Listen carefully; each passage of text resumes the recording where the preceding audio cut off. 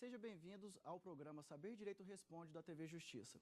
Meu nome é Márcio Moraes, sou advogado, especialista em Direito Urbanístico e membro da Comissão de Direito Urbanístico do Conselho Federal da OAB. Junto comigo temos aqui hoje estudantes de Direito, o estudante Jefferson, Karen e Marcos. E aqui, com eles, nós vamos tentar sanar algumas dúvidas que possam surgir deles e do público que está em casa. O que é o plano diretor? O plano diretor, ele é um instrumento básico de desenvolvimento do município urbano e de expansão urbana. Ele é, portanto, o primeiro documento que o município deve produzir para poder se planejar urbanisticamente todo o crescimento da sua cidade. Ele deve, dessa forma, planejar-se através do plano diretor e cumprir as determinações e as ações que dele emanam. O plano diretor, então, ele se transforma na alma do urbanismo daquele município. Ele vai ser aquele documento, aquela lei que vai tratar de tudo que o município pode vir a precisar. E do que trata, professor, o plano diretor? O plano diretor ele vai ter, mais especificamente, tratar de alguns assuntos de cunho muito caro para o município. Ele vai tratar, por exemplo, do macrosistema viário, do sistema de drenagem urbana, do sistema habitacional, o zoneamento, onde a cidade vai crescer, onde que vão ter as áreas especiais de interesse social, enfim, ele vai tratar especificamente de todos os atos que compõem o dia a dia da cidade, onde que vai ter área institucional, como que vai ser feito o parcelamento, onde pode verticalizar. Basicamente, o plano diretor deve tratar desses assuntos. Quais os requisitos do plano diretor? Pelo Estatuto da Cidade, alguns requisitos são obrigatórios para o plano diretor. São eles a elaboração necessária do macrosistema viário, ele deve criar o seu zoneamento com as manchas e macroplanejamentos para a cidade, ele tem que tratar da questão urbana e da questão ambiental. Ele tem que criar alguns mecanismos obrigatórios, tais como outorga onerosa do direito de construir, transferência do direito de construir, a operação urbana consorciada, enfim, alguns instrumentos que constam lá no artigo 4º do Estatuto da Cidade. Esses são alguns dos requisitos obrigatórios que o plano diretor deve ter. A má organização municipal pode atrapalhar a efetividade do plano diretor? Sem dúvida, Jefferson. A má estruturação ou a má gestão governamental do município pode atrapalhar e muito a eficácia do plano diretor. O plano diretor, tendo em vista que ele é o farol das ações e das práticas que o município deve ter para o seu desenvolvimento, aquele governo que está mal estruturado, que não observa as diretrizes do plano diretor, que não se preocupa em atuar ou atua contra, inclusive, aquilo que dispõe o plano diretor, esse governo está fadado a prejudicar o seu município. Uma vez que, planejado daquela forma, de ter um adensamento e não cumpre, de não ter o adensamento e ele promove o adensamento, de ter uma avenida estruturante e ele não promove essa avenida, nesse caso ele está atrapalhando o município, ele está prejudicando o município e o plano diretor não vai passar de uma letra morta. E quem é o responsável pelo plano diretor? O plano diretor, Karen, por excelência, ele parte do Executivo. O Executivo é que tem a iniciativa para o projeto de lei, tendo em vista que ele trata da estrutura da cidade, ele trata do concentração de poder da cidade, ele monta a cidade.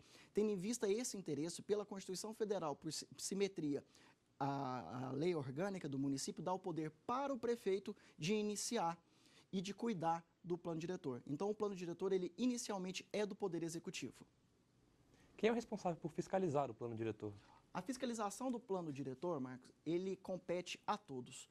Todos, o Legislativo, com os vereadores que devem fiscalizar a atuação do plano diretor, os conselhos profissionais que também devem atuar no sentido de verificar aquela completa cumprimento do plano diretor, o Ministério Público, a OAB, mas principalmente o cidadão.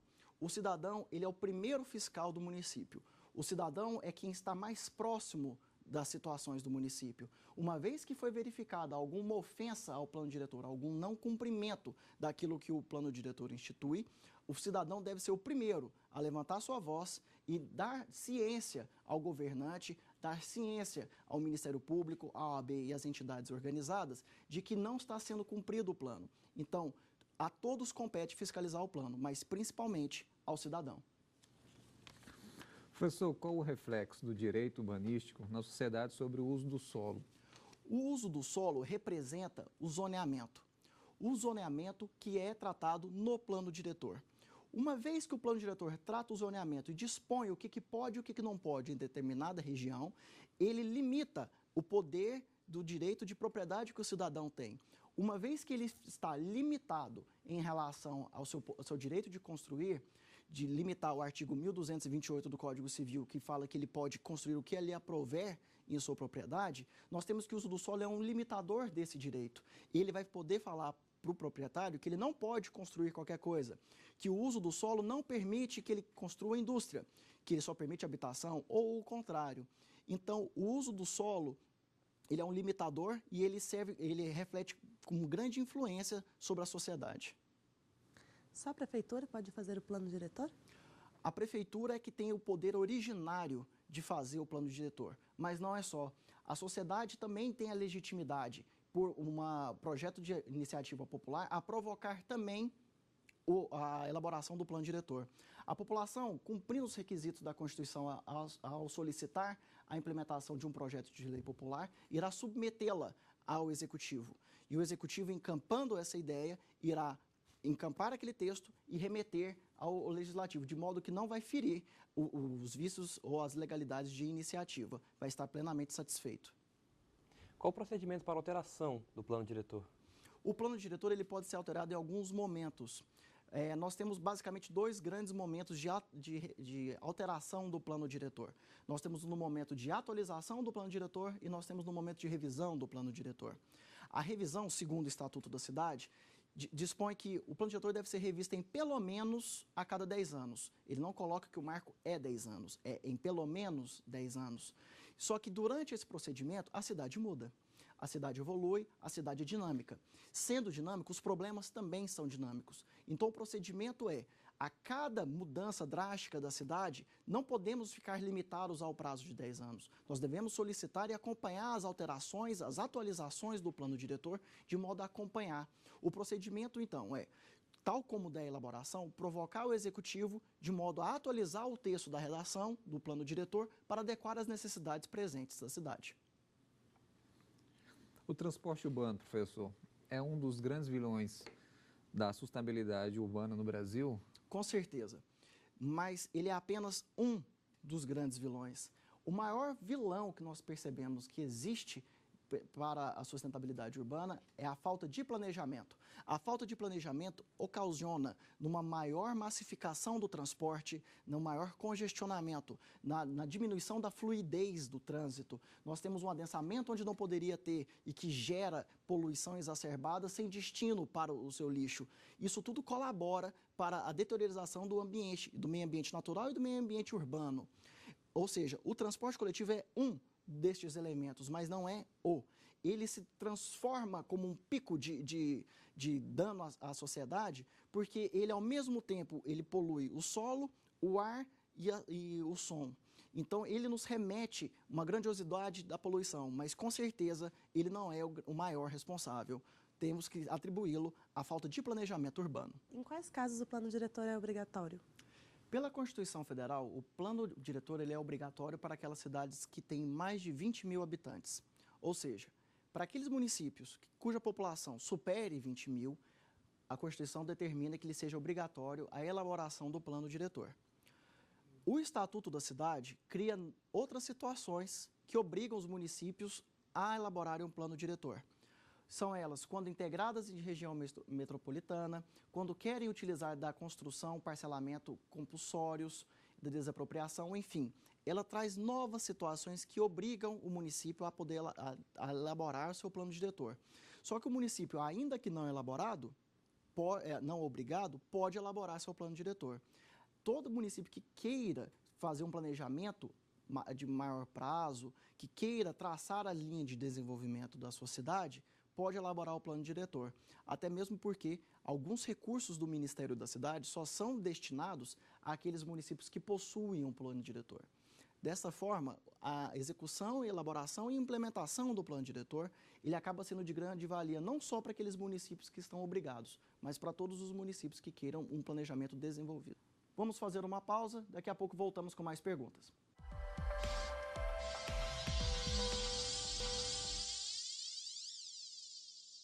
Estamos de volta com o Saber Direito Responde. Sou Márcio Moraes, advogado, especialista em direito urbanístico e membro da Comissão de Direito Urbanístico do Conselho Federal da OAB.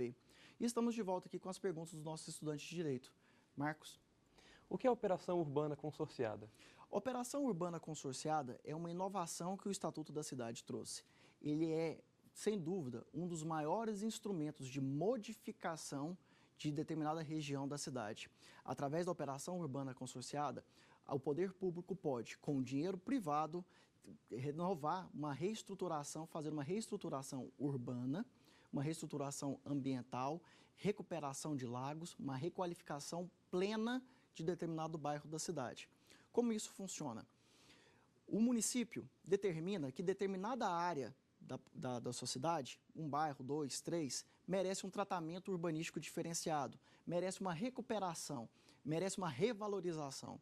Então, ele delimita um perímetro dessa região e fala que ali ele vai promulgar uma lei que vai tratar diferentemente do que trata o plano diretor, ele vai criar um novo, entre aspas, um novo zoneamento para aquela região.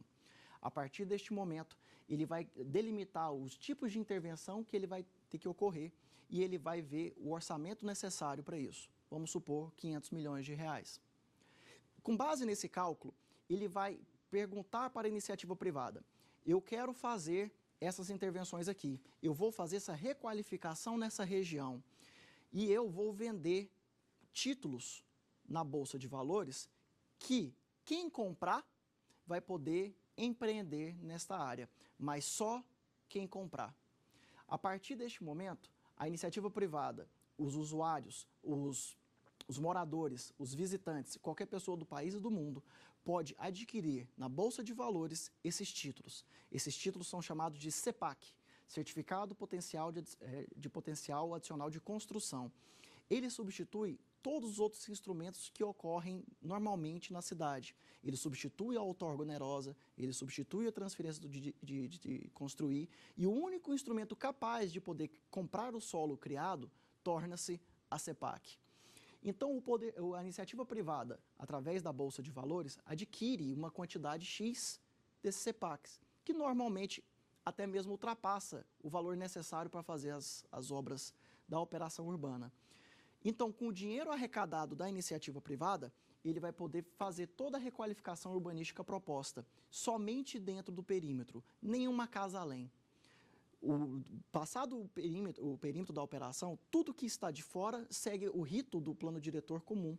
Tudo que está dentro vai seguir agora a lei da operação urbana.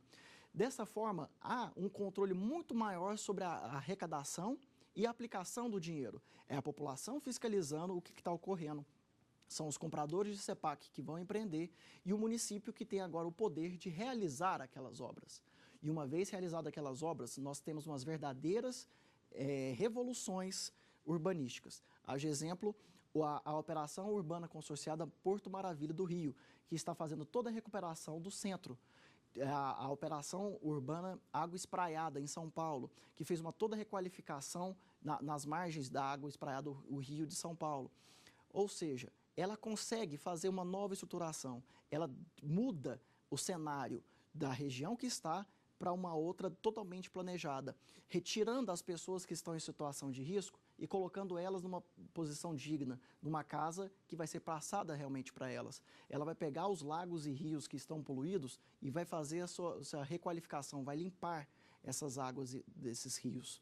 E nós vamos pegar toda a situação de invasão e necessidade de abertura de vias para melhor escoamento, trazer o adensamento necessário para ocupar e utilizar os equipamentos públicos que ele contém, e nós vamos poder fazer isso tudo, sem a administração se onerar, sem a administração se endividar.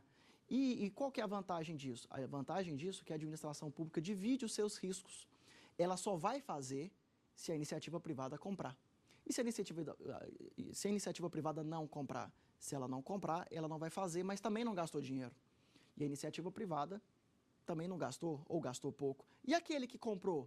Eu tenho uma dívida, então, o município tem uma dívida com ele, eu posso executar? Eu tenho um título da dívida? Não.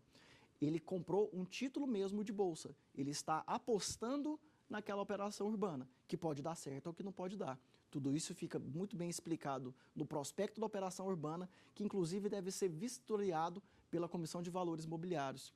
Ou seja, nós temos uma mega estrutura que gira a operação urbana, desde a análise urbanística dela, a aplicação de recursos que tem que ser fiscalizado por 2 bancos, mais a CVM, mais as entidades privadas que estão adquirindo aquele título, fora a população, que ali também vai fiscalizar.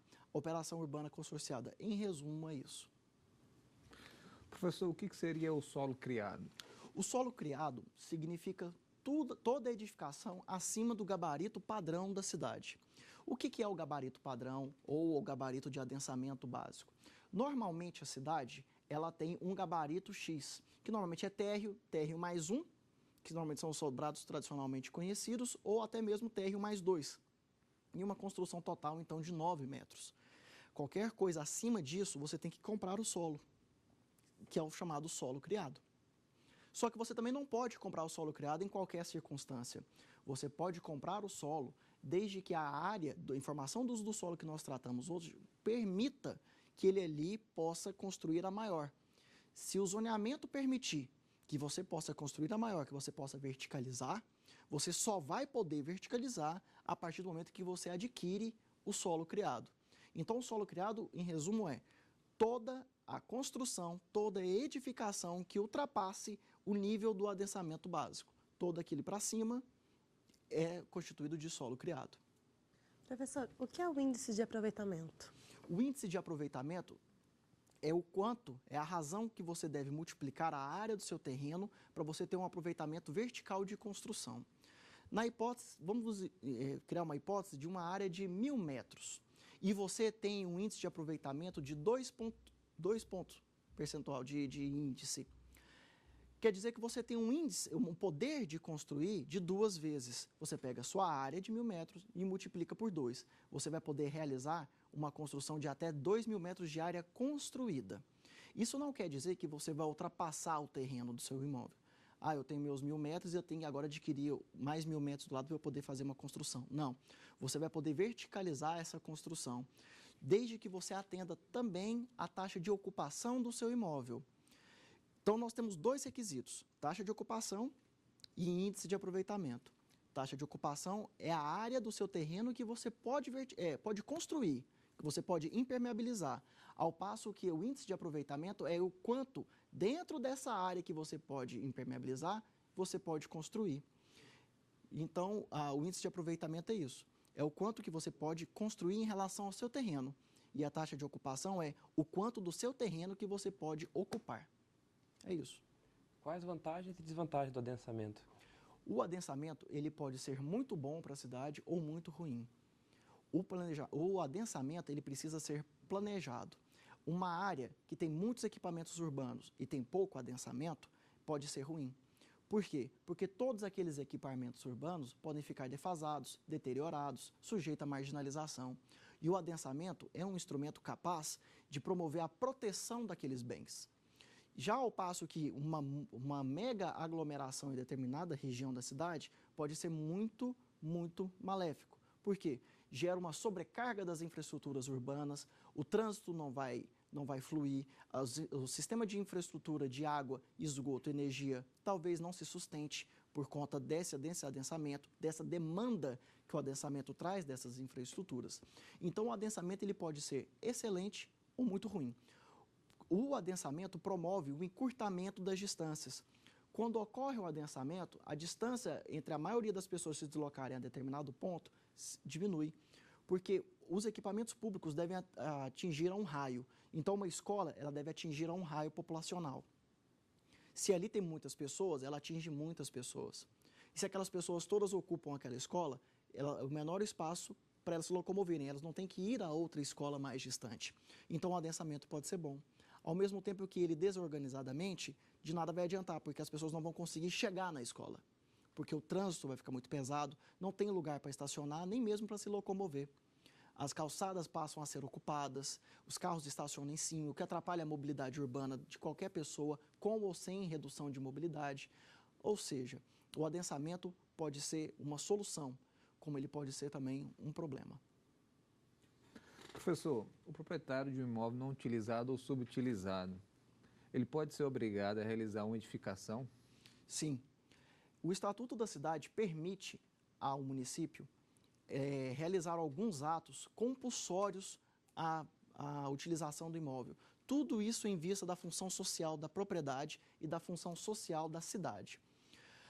Pela função social da propriedade, todo imóvel deve ter uma utilização, ainda que privada, porque a utilização privada não tira a característica de uma utilização comunitária. Como é isso? Se você, em um lote que você possui, você edifica a sua casa, aquele lote deixou de ser baldio, ele deixou de ser ponto de tráfico, ele deixou de ser ponto de prostituição, ele deixou de ser ponto de depósito de lixo. Então, ainda que privadamente você está utilizando o seu imóvel, você está ocupando ele com uma função social. Neste sentido, é preocupação das cidades e do governo que todo mundo utilize o seu bem. Se assim ele não proceder, o município irá notificar esse proprietário para que utilize e edifique compulsoriamente. Notifique falando, você tem esse terreno, está tantos anos sem ocupação, eu preciso que você dê uma utilidade para ele.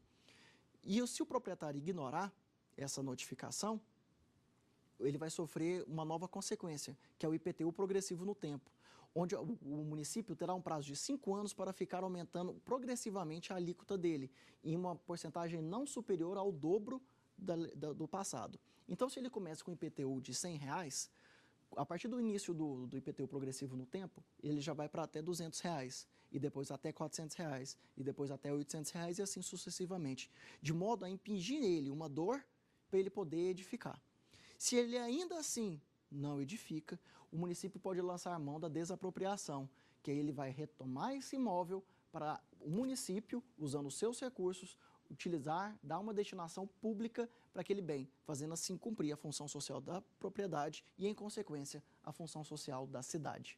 Quais são as limitações administrativas à propriedade? Nós temos vários tipos de limitação administrativas à propriedade. Nós temos a limitação de recuos, ou seja, eu tenho um lote de 1.000 metros, posso usar os 1.000 metros? Provavelmente não, porque a limitação existe para poder regrar e adequar urbanisticamente aquele lote à sua função social.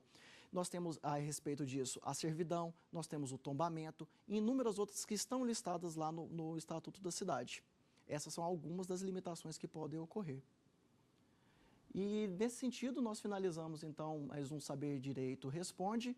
Até a próxima. Tem dúvida sobre o assunto? Mande um e-mail para nós, saberdireito@stf.jus.br. Você também pode estudar pela internet. É só acessar o site www.tvjustiça.jus.br.